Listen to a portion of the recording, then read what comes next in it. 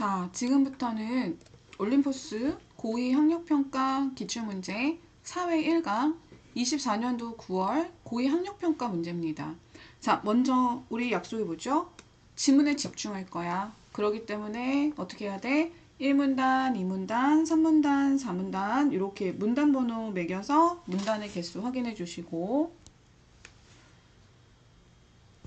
그 다음에 1문단부터 어떤 접근해야 돼? 이항 대립으로 나눌 수 있는 게 있는지 확인하는 접근 해봐야 되겠죠? 문단이 총 5개, 6개 정도 되는데 짧은 6지문이니까 읽는데 크게 어렵지 않을 것 같고 그 다음에 또 여기 보시면은 특징적인 게 보이는 게 뭐가 있어? 요게 뭐 마지막으로 뭐 이런 케이스 있지. 그럼 마지막으로 특별한 사정이 있는 경우라는 것은 앞에 다른 사정이 있는 경우 뭐 이런 식으로 또 공유물을 분할하는 방법에는 현물 분할, 대금 분할, 가격 배성이 있다고 하기 때문에 이렇게 분류 또는 구분하는 방식의 내용 전개가 있나 보다 생각을 해주시면 될 것 같아요. 1문단부터 개념 시작하겠습니다.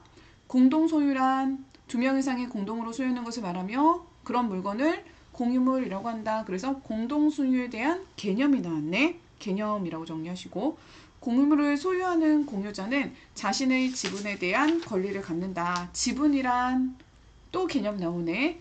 공유물을 가지는 소유의 비율을 의미하며 공유자는 자신의 지분은 본인 의사에 따라 자유롭게 처분할 수 있지만 공유물을 처분하기 위해서는 이때 공유자 전원의 동의가 필요하다. 이렇게 되어 있습니다. 자, 그러면은 여기서 우리가 어떤 답의 근거를 고를 수 있는 문제가 있는지 봅시다. 2번의 1번 선지 답의 근거가 나타날 수가 있을 것 같아요.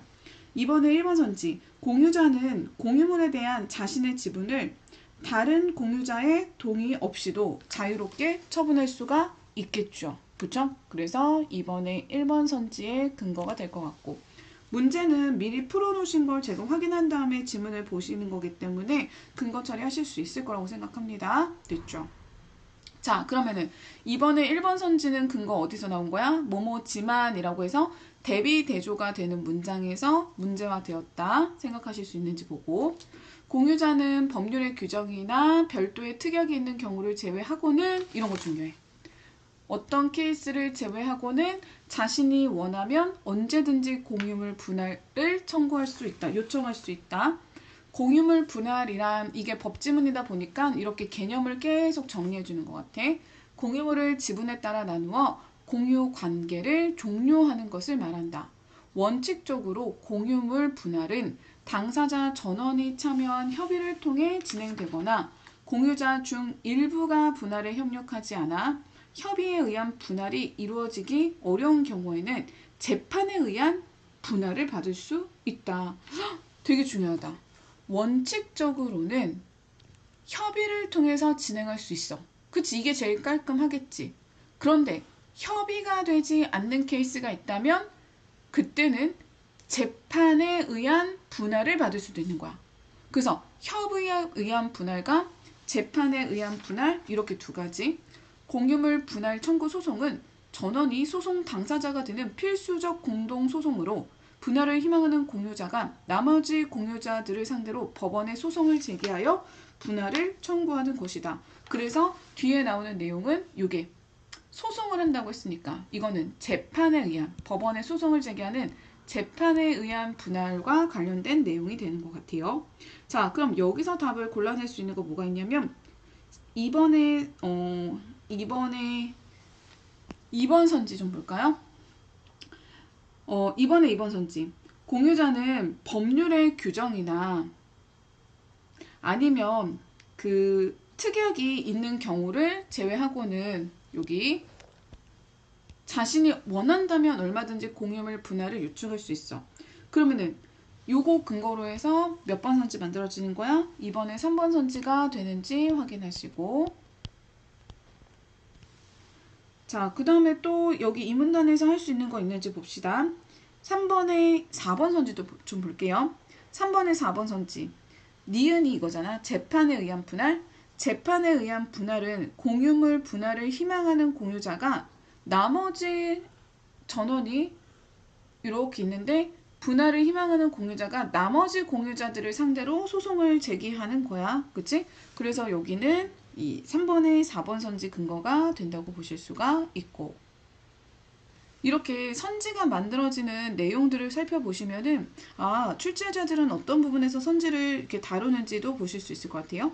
그 다음에 우리 3번의 5번 선지도 좀 볼까요?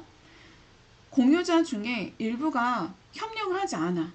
그러면은 협력에 의한 분할이 이루어질 수 없겠지. 그러면은 협력에 의한 분할이 안 되는 경우에는 뭘로 분할을 할 수가 있는 거야?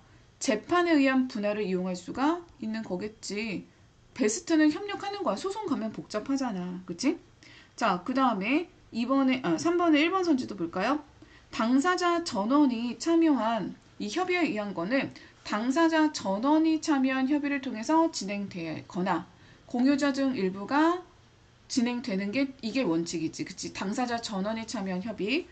하지만 이 니은 같은 경우에는 공유자 전원이, 여기도 전원이네, 소송 당사자가 되어 필수적 공동 소송을 진행한다고 되어 있어. 그래서 요만큼 묶어가지고 3번의 1번 선지 근거도 마련할 수가 있을 것 같아요. 그죠?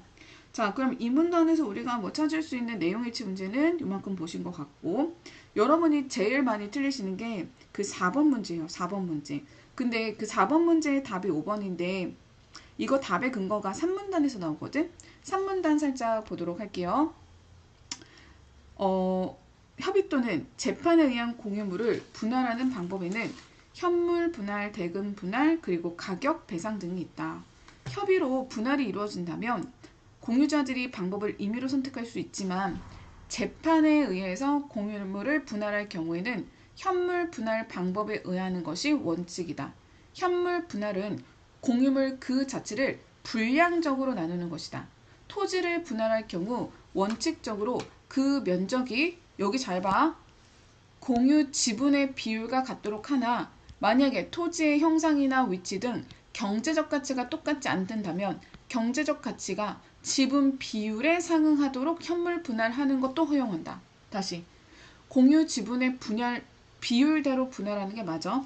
하지만 그 경제적 가치가 균등하지 않을 때에는, 그때는 비율에 상응하도록 현물 분할을 한대. 또한 3명 이상이 공유하는 물건을 현물 분할하는 경우에는 분할 청구자의 지분 한도 내에서 현물 분할을 하고 분할을 원치 않는 나머지 공유자들은 공유 관계로 남는 것도 허용한다. 원하는 애만 분할을 받고 빠지는 거야. 나머지 애들은 계속 공유 상태가 되는 거지. 자, 그리고 우리 아예 문제를 봅시다. 여기 가셔서 4번 문제 보시면 적절하지 않은 걸 골라야 되는데, 갑과 을은 병을 상대로, 지금 3명인 거야. 갑과 을은 병을 상대로 공유물 분할 청구 소송을 제기했어. 그럼 협의가 안 된 상태라는 거야. 그 다음에 갑은 토지 중 일부가 고압선 아래에 위치하여 해당 부분의 토지를 분할받은 자의 경우 분할 이전보다 손해를 보게 된다는 점을 이유로 대금 분할을 요청했어. 을과 병은 현물 분할을 희망하고 있어. 이 사건에 대해 법원은 토지의 경제적 차이를 고려해야 된대. 그리고 분할 명적을 조정하고 공평하고 합리적인 분할이 가능하도록 현물 분할을 하라고 판결을 내렸어. 그리고 우리 1번 선지부터 한번 볼게. 5번 선지. 5번 선지를 먼저 볼게. 4번, 5번을 볼까? 경제적 가치가 지분 비율에 상응하도록 토지를 분할하는 것이 가능하다고 본 것이군. 이거 어디에 있는 내용이었어? 아까 3문단에 있는 내용이었지. 토지를 분할하는 경우에는 원칙적으로 면적이 그 공유 지분의 비율을 갖도록 하는 것이 있지만 경제적 가치가 균등하지 않을 때에는 그 경제적 가치가 지분 분할에 상응하도록 해야 된다고 되어 있어. 그래서 요거는 3문단에 근거하는 거 있는 게 맞아. 선생님이 여기다가 보여주고 있지만 니네는 책을 보면서 같이 해야 돼. 자, 그 다음에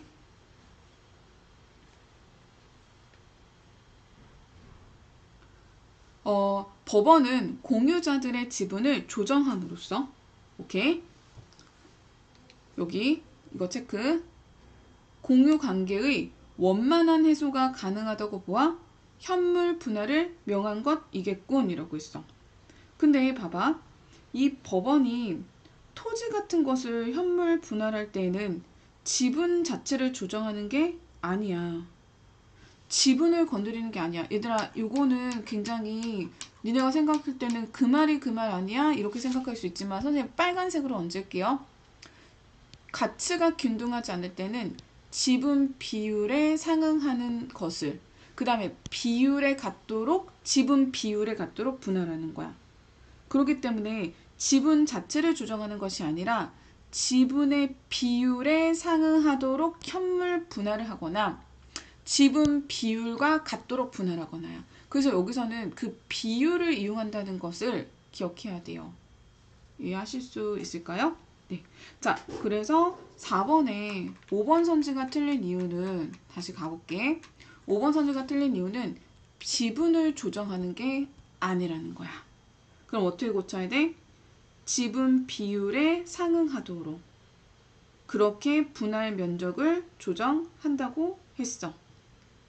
그렇기 때문에 여기서 지분 자체를 건드린다는 말은 적절하지가 않아. 그리고 보니까 3번 선지를 하시는 분들이 많은 것 같은데 3번 선지 보려면 뒤에 남은 것들을 좀 봐야 됩니다. 현물 분할 예외 사유가 해당이 된다면 대금 분할, 돈이겠지. 대금 분할도 된다. 공유물의 성질, 위치, 공유물 분할 후 사용가치에 비추었을 때 현물 분할이 곤란하다면 부적절한 경우, 그리고 공유자 중 한 사람이 현물 분할 후 단독 소유하게 될 부분의 가치가 분할 전 지분보다 현저히 줄어들 염려가 있는 경우 법원은 공유물을 경매, 팔아 넘겨가지고 대금을, 돈을 나누게 할 수도 있어. 마지막으로 특별한 사정이 있는 경우가 있는데 가격 배상이 허용된다. 가격 배상은 법원이 공유물 전체를 특정인이 소유하도록 해서 소유하게 하는 자가 다른 공유자한테 어느 합리적인 가격을 이렇게 손해배상하듯이 배상해 주는 거고, 법원은 세 가지 분할 중 분할 청구자가 원하는 방법에 구애받지 않고 재량에 따라 합리적인 방법으로 분할할 수 있도록 한다. 그래서 복잡한 상황을 원만하게 해소할 수 있도록 도모한다. 그럼 4번 문제 좀 볼게요. 제일 많이 틀리신 게 4번이기 때문에 분할 청구자인 갑은 요청하는 방법에 구애받지 않고 재량에 따라 판단을 내릴 수 있군. 그쵸? 6문단 보시면은 법원은 분할 청구자가 원하는 방법에 구애받지 않고 법대로 할 수 있다는 거야. 여기 있지? 그치? 법원이 주어야. 그래서 분할 청구자가 원하는 방법에 따라서 재량적으로 판단할 수 있다는 거. 누구한테도 너무 편중된 이익이나 편중된 손해를 보지 않도록 해주는 거겠지? 2번 을과 병이 희망하는 분할 방법은 재판에 의한 분할 시 원칙이 되는 분할 방법이겠군 이라고 했는데 원칙이 되는 건 무슨 방법이었지? 현금이 아니라 현물 분할이었지. 현물로 분할하는 거고, 그 다음에 보기에서는 얘네가 뭘 원한다 그랬어? 현물 분할을 희망한다고 되었으니까 그렇지. 그 방법하고 일치하고 있네. 그 다음에 1번 선지 보시면은 얘는 가치가 줄어서 손해볼 것을 염려하여 경매를 통한 분할을 원하는군 그랬는데, 그치, 얘는 경매를 통해서 대금 분할을 요청했으니까 대금 분할은 경매를 통한 분할하고 연결시킬 수가 있겠죠.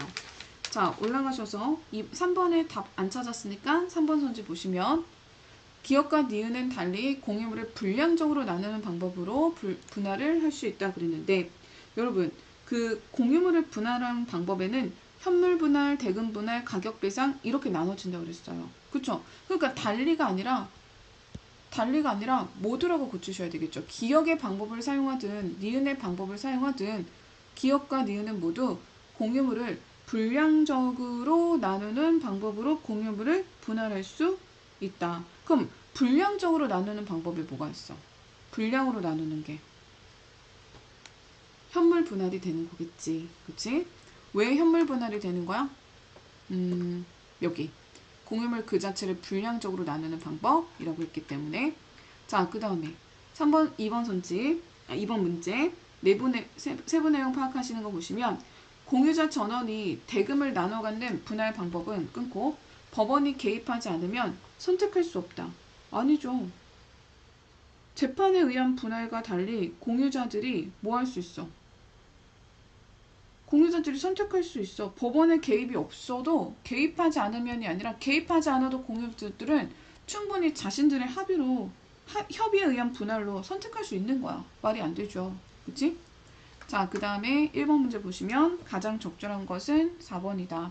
공유물 분할 방법을 구분한 후, 그쵸? 공유물 분할 방법에는 어떤 것들이 있었어? 현물, 대금, 가격 배상 이렇게 있고 각각의 특징을 설명하고 있다. 그래서 순차적으로 각각의 특징이 나타났다는 게 특징이고 1번부터 5번 선지 중에 글쎄요. 이건 절차, 과정, 순서가 아니기 때문에 안 되고 한계를 검토한 후 대안을 제시하고 있다도 아닌 거고 사례도 나타나 있지 않고 그 다음에 개념 정의는 있지만 사례가 없고 장단점 제시한 것도 없습니다.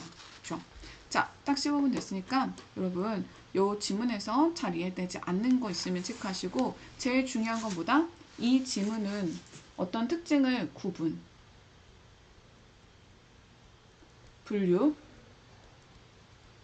한 뒤 각각의 특징을 살펴보는 지문 유형이었다. 이걸 아시는 게 제일 중요할 것 같습니다. 수고하셨습니다.